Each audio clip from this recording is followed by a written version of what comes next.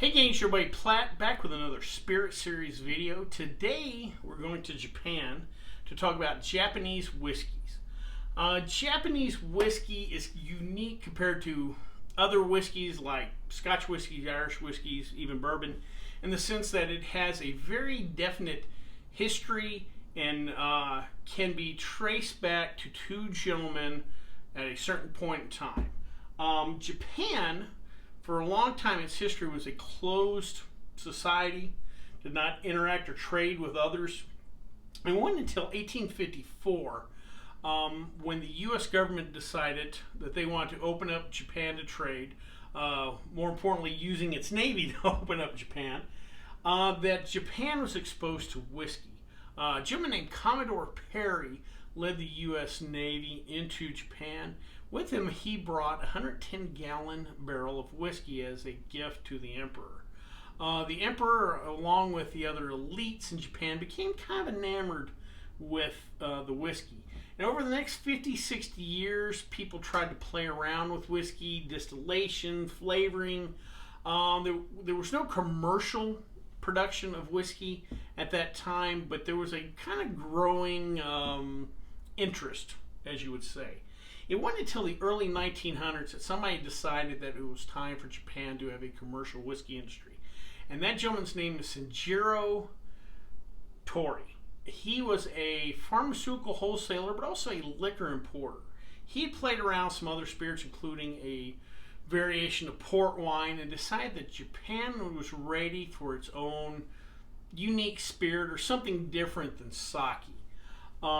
At the same time, a gentleman named Masataka Takasuru, who was a son of a sake brewer but also a chemist, had also found a passion for whiskey. So much so that in 1918 he left to go to Scotland to learn how to make whiskey. He worked at a couple of different distilleries there and ended up marrying a local girl in Scotland, brought her back to Japan to make whiskey. Toki ended up hiring him to run the distillery he built in Yamazaki, which opened in 1924. That distillery and that company today are known as Suntory. Masataka Takasuru ended up working for Toki for about the next 10 years or so, but in 1934 he decided to go out on his own and open a distillery in a city called Yoshi. Part of the reason why he moved there is he felt the climate there was a little closer to the Scottish climate he was used to than where the Yamazaki distillery was at. It was believed at the time there was kind of a fallout between the two, between Toki and Takasuru, on the style of whiskey to be made. Their original whiskeys they made at Yamazaki were closer to the Scottish style whiskeys. They had a good bit of smoke, and the local palates just weren't ready for it. Toki insisted that they kind of go to a softer whiskey, something more uniquely Japanese, where Takasuru was wanting to stick closer to that Scottish style of whiskey. Today, in general, again, the Japanese style whiskey is based off the Scottish style, but has developed into something unique on its own. We're going to talk about what makes that unique. Japanese whiskeys, you'll find, tend to be a little softer, a little more floral, a little less smoke. Even though you can still find some today that have a decent bit of peat in it, nice little smokiness, but compared to your Lagavulin, Lafroigs, or whatever, nothing in that strain necessarily. Japan, like Scotland, has some great single malt whiskeys, and those are the more prestigious whiskeys. But the backbone of both industry are the blended whiskeys. Those are the big sellers and what pretty much pays the bills. Where the Japanese whiskeys are different than the Scotch is how they blend their whiskeys. In Scotland, let's say you're Johnny Walker, you're wanting to do a blend. You may go to Glenlivet and get a barrel from him, a barrel from Macallan, a barrel from Oban. In Scotland, they kind of have a network where all these distillers work with each other and they can move barrels around. It's a pretty easy system. In Japan, there's none of that swapping of barrels. Each distillery, they'll make a blend, but it's a blend in-house. They'll make a wide variety of different whiskeys in-house to blend. And how they do that is they have a variety of stills. They may have a pot still, they may have a coffee still, they may have a limbic style still. They'll have a variety of stills. Of course, they could do a single malt, they could do a grain whiskey. They may add a little more smoke in the malt of this particular whiskey, what have you. They even take it down to they will use different yeast strains in the mash bills of these whiskeys to create just a variety of whiskeys that they then can come back and blend, but it's all done in-house, unlike the Scotch that will work with their neighbors. One thing about the Japanese, because they haven't even been really distilling for 100 years yet, they are not married to tradition. Unlike Irish whiskey, American bourbon, Canadian whiskey, there's really no hard, fast rules. You know, think about bourbon. You can't distill over 160 proof. You can't put in a barrel over 125 proof. You have to have this kind of mash bill. You have to use this kind of wood, what have you. Not so with the Japanese. They kind of allow their distillers and their blenders the ability to kind of be artists more than anything else.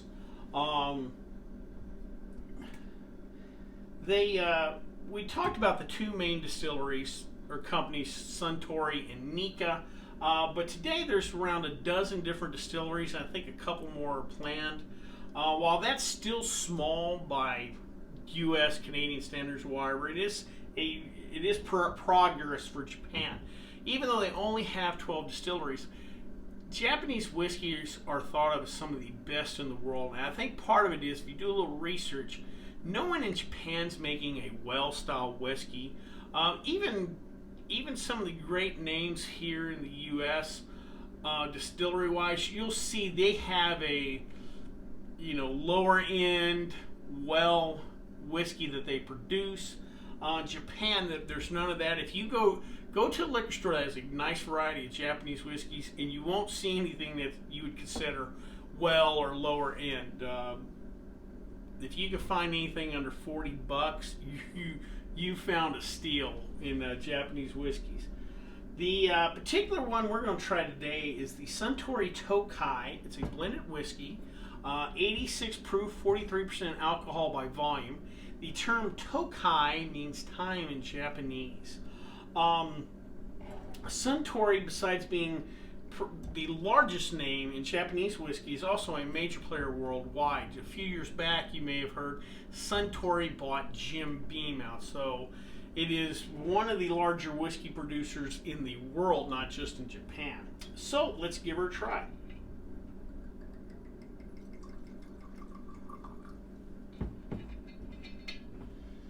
Alright, now this whiskey has a little bit lighter color, especially compared to a lot of the American bourbons. Woo! A sharp, light nose. I get a little honey. Let's give her a try.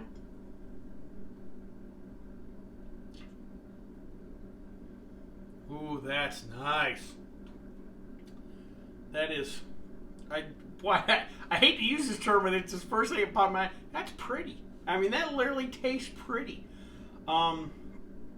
I do get the Scotch. This is definitely related to Scotch. I get just a shade of peat, just say smoke.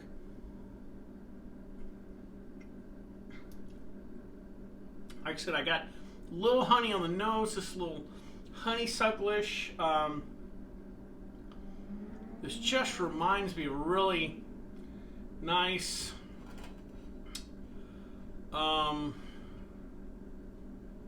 I want to say lowland Speyside whiskey. Just goes down smooth. Even though I'm drinking this neat, there's not a huge burn. I mean, you obviously feel warming or whatever, but man, I know in Japan, I was reading one of the ways they like to drink it in what they call a highball. Basically, when they drink a whiskey highball, basically it's a whiskey soda. They don't drink whiskey rocks or neat a lot. They generally like that whiskey highball. But this, I just want to sip neat. It's just,